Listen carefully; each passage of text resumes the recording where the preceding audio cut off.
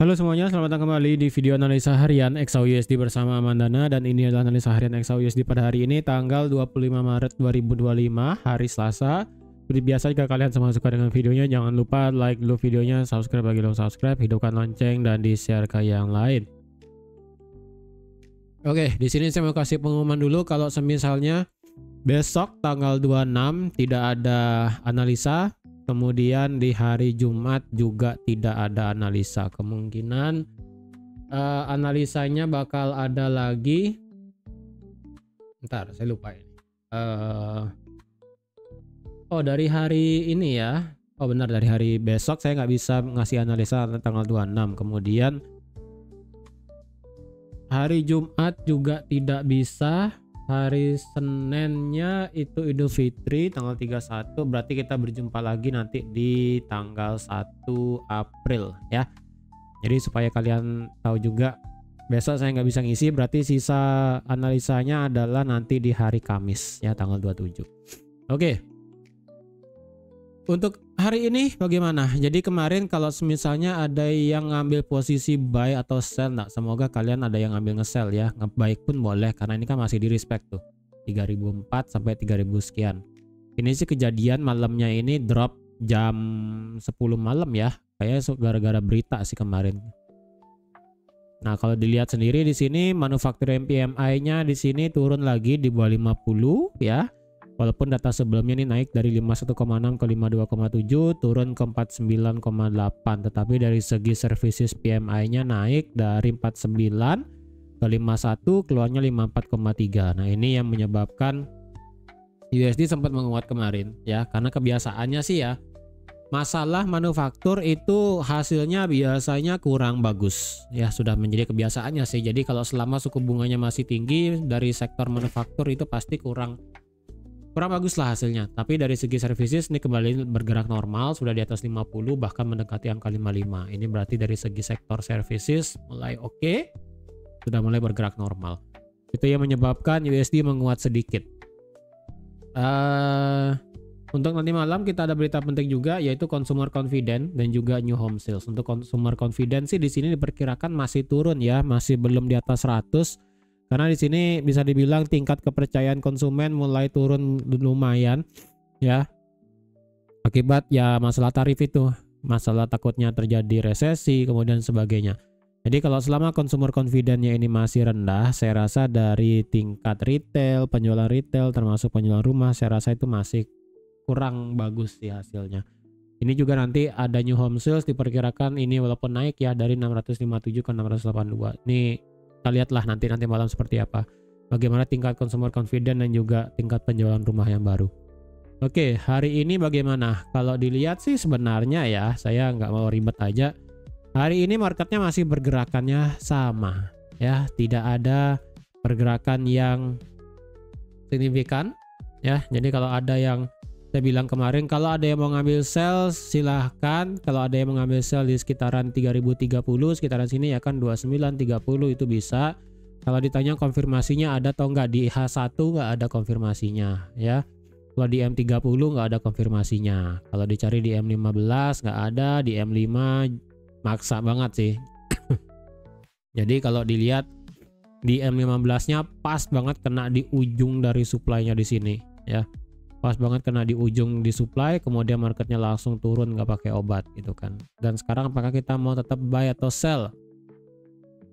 Kalau kita lihat dari segi daily, penurunan harga kemarin itu ya tidak terlalu berdampak signifikan sih sebenarnya. Kalau dilihat dari segi stokastiknya ini sih memang sudah nge-cross dan sedang berusaha untuk OTW keluar dari zona overbought ya kan, walaupun secara RSI-nya sudah keluar dari zona overbought, sekarang sih RSI-nya di angka 64. Nah, untuk sebenarnya yang bisa saya katakan kalau ini marketnya cenderung untuk bisa lanjut turun, sebenarnya kalau bisa ngelewatin 3000. Ngelewatin aja 3004 atau enggak 3000 secara candle daily, itu bisa menjadi trigger marketnya bakal bisa lumayan drop ke bawah. Karena sekali lagi ya, untuk marketnya itu bisa lumayan turun, untuk menciptakan yang namanya koreksi sehat itu harus kalau bisa at least sampai 2954. Berarti itu adalah kalau bisa 50% Fibo ya kan. yaitu sekitaran 2945, 2950, 2944, pokoknya area ini. Ini merupakan koreksi yang sehat kalau misalnya marketnya memang mau ngebuat all time high lagi. Jadi saya pribadi biasnya masih untuk buat nge-sell. Target possible adalah sekali lagi berdasarkan Fibo-nya ya. Dari ini kan 23,6 masih di respect di 3004, masih di respect. Kemudian di sini 38,2 di 2970, kemudian 50%-nya mepet dengan 2950, 2945. Untuk target sih terdekat sebenarnya bisa sampai 38,2 atau enggak maksimum sampai 2954. Nah, sekarang pertanyaannya bagaimana mau nge-sell? Nah, tadi ya, ini daily belum bisa turun di bawah 3000 masalahnya. Jadi rada berat buat di sell sebenarnya ya. Itu dari daily. Kalau dari segi H4 ini indikatornya adalah RSI berusaha untuk lanjut lagi turun di bawah 50. Ya, dan secara stokastik juga gagal kemarin berusaha untuk naik di atas 50 ternyata nggak jadi, dan ini masih ngehadap ke bawah, masih OTW ke zona oversold. Jadi untuk dari segi time frame H4 ini masih potensinya masih bisa turun. Ya, berarti ini sudah di retest ya selaku head and shoulder kemarin. Ini supportnya sudah dites, sudah turun juga. Cuma problemnya ini marketnya juga belum turun dari resisten become supportnya yang ada di sini kemarin. Ya, ini berarti marketnya terjebak lagi dari 3030 sampai 3000 sebanyak 300 pip. Harga itu terjebak di tengah-tengah.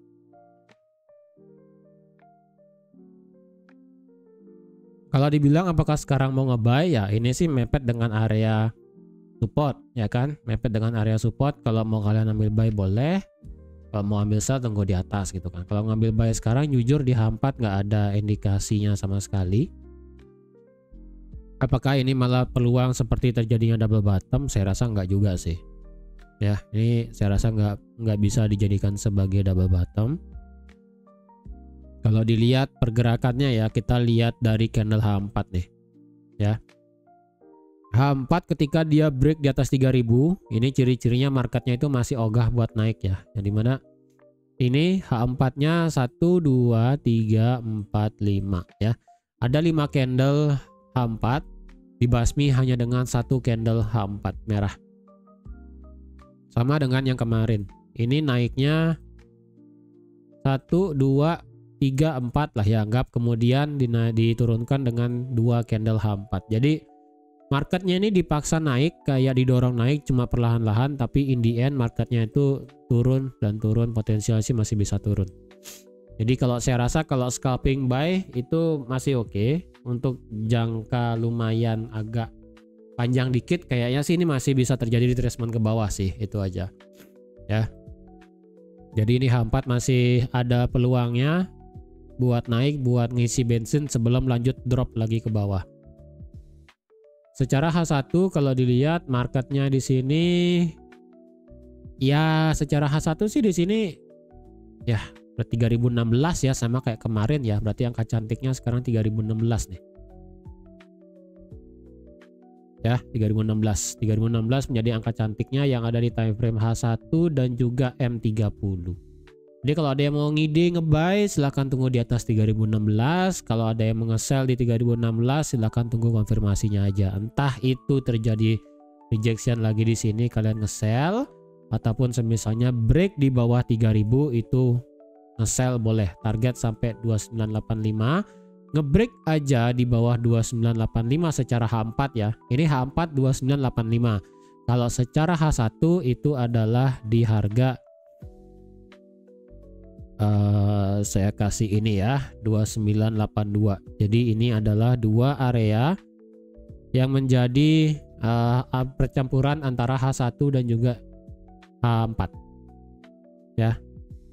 Ini dari 2985 sampai 2982. Ada aja candle H4 close di bawah 2985 dan dibarengi juga H1 close di bawah 2982. Itu bisa menjadi trigger lumayan. Marketnya bisa ngedrop sampai 29, let's say 70, 65 ya, kelipatan 5 ke bawah. Seperti itu. Ya. Apakah nge-sell di atas ini masih boleh di sekitaran 3024, 3025 sampai 3030? Ini masih oke. Ya. Ini menurut saya masih oke buat bisa nge-sell di atas 3028, 3025 sampai 3030 sekitaran atas ini masih oke. Ya, kalau mau tunggu di sini buat nge-sell juga masih oke. Karena menurut saya di sini untuk jangka pendek scalping adalah masih bisa nge-buy. Walaupun ya, jadi di sini saya sarankan untuk nge-sell adalah hanya untuk sebatas terjadi koreksi ke bawah, karena in the end market ini perlu koreksi yang sehat untuk bisa naik lagi. Benar-benar di ujung akhirnya adalah ini marketnya masih bisa naik, jadi nge-sell di sini hanya untuk mengambil koreksinya aja. Koreksinya sebesar apa? Tergantung nanti time frame-nya besar dari segi weekly, daily, bahkan sampai H4. Jadi dengan tadi yang saya katakan daily, H4, weekly kemungkinan terjadi koreksi ke bawah, berarti ya udah kita nurut sedikit lah untuk ambil posisi sell. Untuk counter dengan posisi buy, berarti itu adalah time frame besar banget ya kan, monthly ataupun mungkin lebih dari monthly kalau ada time frame-nya gitu kan. Jadi saya rasa untuk di hari ini masih prefer buat ambil posisi sell. Kalau sekarang ditanya apakah bisa sell di harga sekarang 3011 dengan stop loss di atas 3016, sebentar ya, kalau kayak gini berarti misalnya kalau kalian nonton video ini marketnya itu masih di bawah under 3016, sekitaran 16, 15, 14, 13, 12, mentok sampai 11 ya. 16, 15, 14, 13, 12, 11. Sampai sana. Kalau sampai 10 udah itu nggak bisa buat di sell. Bentar ya, coba saya lihat dulu.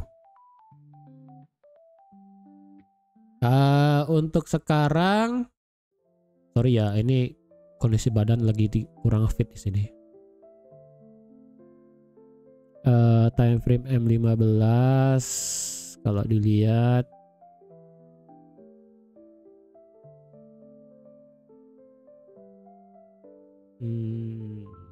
M15-nya ya untuk sekarang sih ini masih oke buat di sell ya. Dengan stop loss saya rasa nggak bakal gede banget ya. Harga sekarang ini kan 3011, wah ini sudah 3010 nih. Di 3017 dengan take profit ya silakan kalian mau ngide sampai 3004, 3000, 29999 ya terserah. Yang penting kalau kalian nonton video ini marketnya masih di atas 3010, kemudian masih di bawah 3016 ya. Berarti jaraknya dari 3016 sampai 3010. Kalau kalian nge-sell di 3010 ya masalahnya cuma stop loss doang sih. Jadi kalau misalnya anggaplah nge-sell di 3010 ya stop lossnya bakal gede 70 pip. Kalau kayak sekarang ini stop lossnya hanya 58 pip di 3011 ya sudah nggak masalah gitu kan. Oke, jadi saya rasa sekian dulu untuk analisa XAUSD pada hari ini, karena ini saya rasa marketnya lebih condong bisa sideways, tapi saya pribadi menginginkan marketnya buat turun untuk bisa mengalami koreksi. Jadi sekian dulu untuk analisa XAUSD pada hari ini. Terima kasih sudah nonton video sampai habis. Terima kasih juga sudah like, share, dan subscribe seperti biasa. Dan sampai jumpa lagi di analisa harian XAUSD selanjutnya. Bye-bye.